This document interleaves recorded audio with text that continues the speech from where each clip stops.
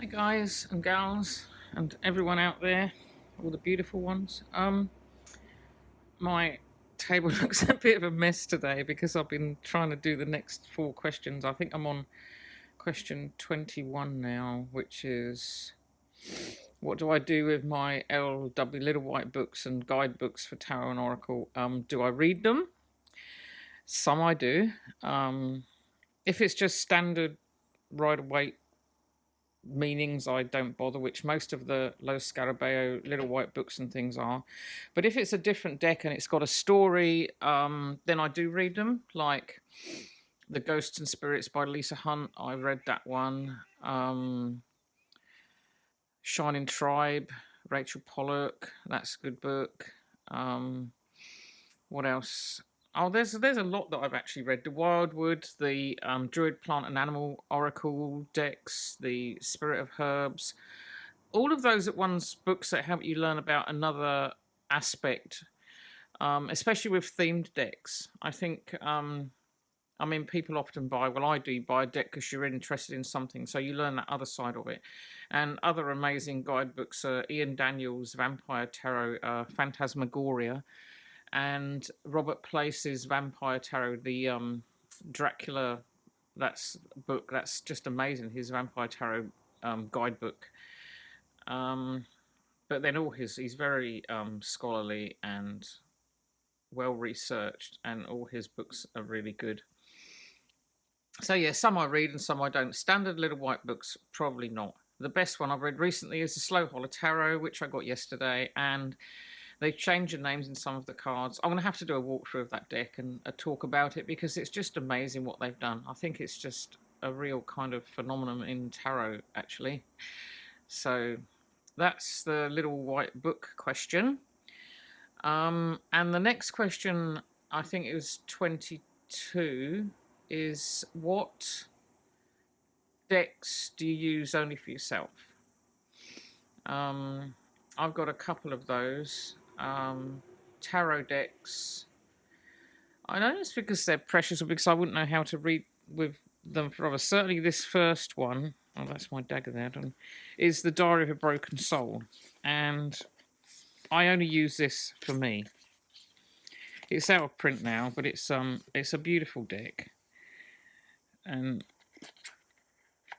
it actually has slits in the cards, so you can build them up into a house of cards. Can you see like these? I'll try and show you. So they kind of interact. You can actually build a card house. I've actually done this in the past.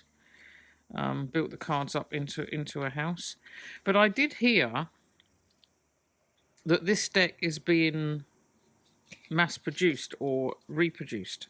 There is an app, but the app's not very good. It's mine's a signed copy, but the app for the deck is actually not that great. I've kind of not had much success reading it. So, but I'll leave a link to anything I can find for you below. So that's Diary of a Broken Soul, one I read for me only. And the next one I use only for me is this. I've got 3 or 4 Bohemian Gothic decks, but this one is the Silver Limited Edition. And I don't even really read with it. I use it for me because I love it. I mean, it's got the silver coating on it, and it's really extra ghosty and ethereal. This is what the box looks like. I don't want to really open it and trash the box, which I probably will because they're not easy to get into, these tuck boxes. I've got a bag for it, but I mislaid the bag. I'm not going to open that right now because I'll trash the box. And it's really hard to show you the silver coating on it anyway, but it's a bit like I think one of the Alice decks, or was it the Tarot of Prague? I've got the old Tarot of Prague, but I think the new one had the gold leafing on it, kind of like the Bohemian Gothic, but this silver is just really, really special. So that's another one that I don't use for other people. And this is another one I just use for me, the Moon Oracle. I was given this by a good friend last year, and I mainly use this deck for me. It's kind of a bit study. It's got like mansions of the moon and moon goddesses, and I use it as a way of tracking the moon and relating to my moods and things like that. The guidebook in it is not bad. It's okay, but you can actually use it. I like to use my journal, follow the moon stages, and track my energy as it relates to the moon, especially sleep patterns. My sleep patterns are so attached to the moon, it's unbelievable. So this is like a little personal, very personal oracle for me, and I like using it for that. Yeah, so this is by Carolyn Smith and John Astrock. They've actually done quite a few decks with kind of similar artwork and setup, but this is the only one that I've got. I should have mentioned, by the way, the Diary of a Broken Soul, the artist there, I'll put it below, was Ash Abdullah. And the Bohemian Gothic is by Barber Studios, which is Karen Mahoney and Alex Yukalov. Right, so that's that. Now, question 23. I mean, there probably are others I use only for me. There definitely are. The Arcana of Astrology, I tend to mainly use that for me. But I do lay birth charts out for other people. That's by Black and the Moon. And I've made a separate video on that.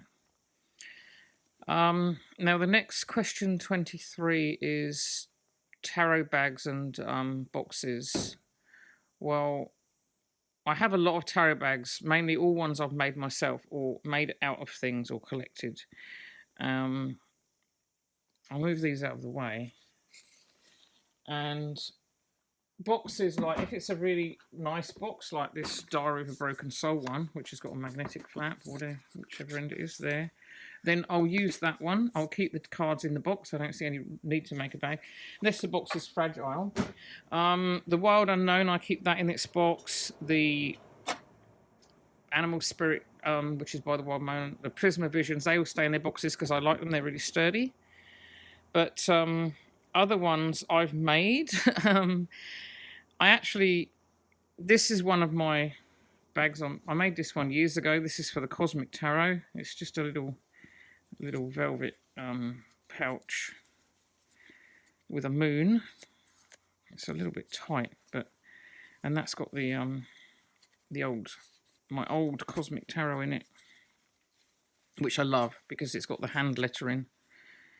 It's still got its old guidebook there. Not the later ones had a font, but this is actually hand lettered. So I like. Well, the font is hand drawn, not mass produced, because that's the first one. But I like that with the little painted moon brooch. So that's that one. And then I made years ago. I made some of these like crowny little bags, like the kind of jester bags with bells on. And I can't remember what's in here. Oh, the Celestial Tarot. That's in that one. I haven't used that deck for years because I found this celestial fabric. I'll move some of these out of the way. What else have we got? Oh, this is another deck I use only for me, really, is the Silicon Dawn Tarot by Egypt Nash. And this is a bag I made for that. I don't know. I found this old plain brooch and I love this colour, and the fluffy stuff felt kind of silicone-y. So I made that one. Then this is my Buckland Romani. I love the gypsy material. It's just a drawstring pouch, but I layered the material up. This one I love. It's very simple. This is an unusual tarot deck. It was self-published. I've had it a long time now. It's called The Guardian Tarot. I don't even know who's it by. Sanctuarystudios.com. And it's quite a cool little kind of gothic-y deck. And that one, I like it because I made the bag. Don't say much about it. I made the bag and it was one of the first times I'd followed. I don't know if you can see, it's got kind of a little pattern on there, like a little, I thought it looked like a tree of life. I think it's got a woven leaf. And it's the first time I'd actually followed a pattern in knitting, because I'm not very good at knitting, so that's why I kind of like that one. This is the one I made for the Ludi Lescaut. I love this. There's some ankhs in that deck, and I found this silver ankh here, and actually a friend gifted it to me. So I just knitted it in these colours, and it's soft, and tied it with some fabric scraps, and I think it really suits the deck, so I love that one. Another one I made with a special button, clay button, was for the Mystical Cats Tarot. It matched the colours of the backs. This is for Rachel Pollock's Shining Tribe. Again, I love the deck seemed to choose the colours. The Proud Fairies wanted this bag here, and they have things in there.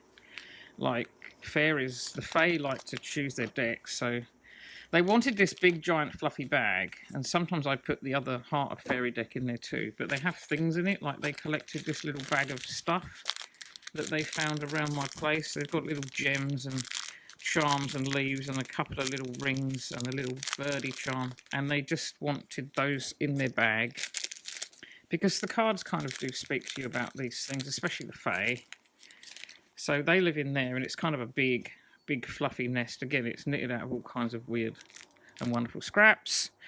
This one is a witch's tarot, I think. Let's have a look what we got in here. I don't label them, except I did label one.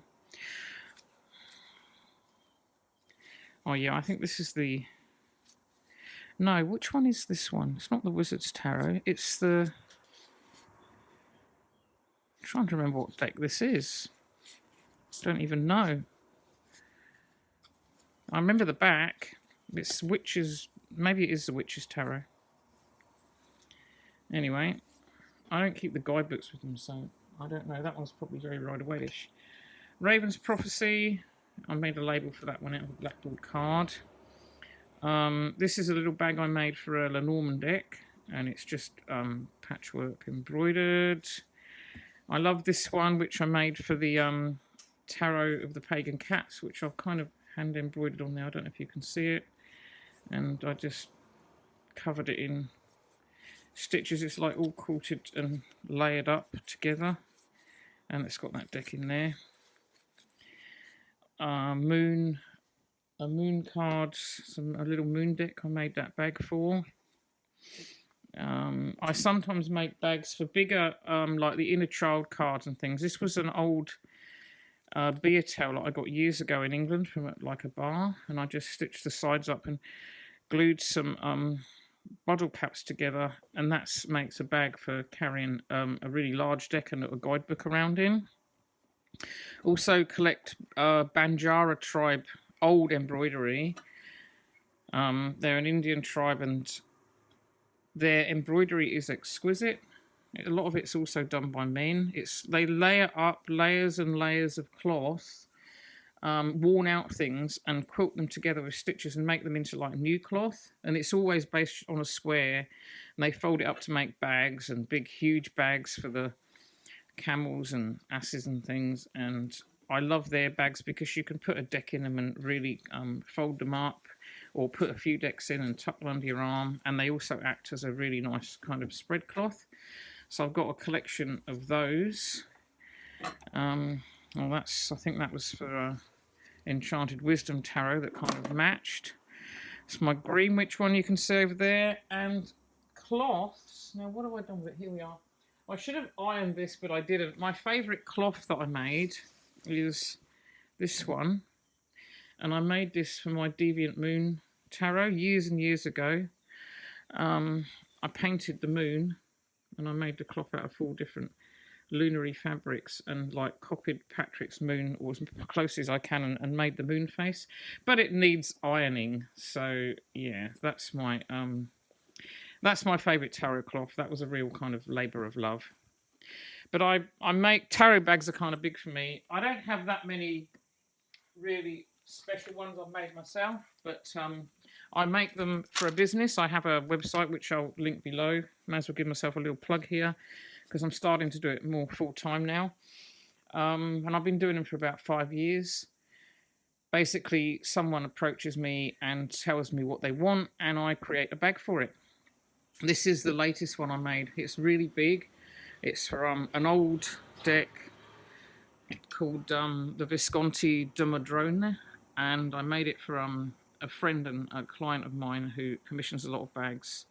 I made this one to look, it's actually embroidered, and it's based on the Ace of Cups card, but I wanted it to look old and worn, so I kind of embroidered it to that effect, and I created the background fabric, and it's lined. It's a big, all my bags are lined and padded, and So these are the kind of things I make for other people, but I can't afford to time or stuff to make those for myself.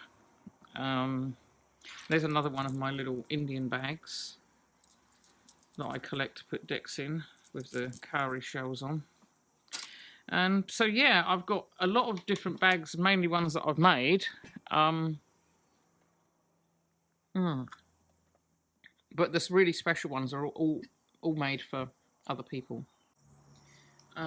Question 24 is, which I think is today's, what tarot deck do you wish existed? Well, that one's easy. I've always wanted it, and I think I might have to teach myself to draw to do it. I wish the tarot of the goat people existed, because I love goats. I've loved goats for a long time. I think we can learn a lot from goats. I've probably shared this in another video, but I once got told a story about a goat by a stranger who became a friend, and how this goat changed his life. Basically, he was a wealthy Jamaican guy, and he was living the playboy lifestyle, and he was driving through the street of Jamaica, actually in the ghetto side, because it's either very wealthy or very poor. And there was the music playing and the noise and the dirt and everything, and the cars and the traffic. And in the middle of all this was this little strip of land, and on the strip of land was a goat, and the goat was just eating grass. And the guy looked at the goat, and he felt this strong sense of where he was going wrong in life. And he said to me that he saw the goat eating the grass in the middle of all this chaos and filth and poverty and everything. But the goat was just being a goat, because that's what goats do best. And he knew that he had to find out what he did best and what he should be doing in life. So he actually stopped his current lifestyle, which for him was empty and not bringing him any fulfillment at all. And he became a counsellor for a drugs counsellor. And he's been so much happier, nowhere near as wealthy, but very much happier ever since then. And that was kind of special to me. And then I came to New Zealand, and I got given a goat, and then I got another goat, and then I got another goat. And I love goats, so because I just think they're special. They're amazing pets. They're like, I don't know, they love you, and they're wise, and they're devil dogs. And yeah, they're cloven hooved, but I think they're awesome. So yeah, tarot of the goat people, please. Any goat loving artist out there, I'll be happy to write a guidebook or help or collaborate. But I want tarot of the goat people. Okay, so that brings us up to date with day 24, and I'll do another video tomorrow maybe, or the next day, or whenever, and carry on with 31 Days of Tarot 2017. Thanks for dropping by. Cheers.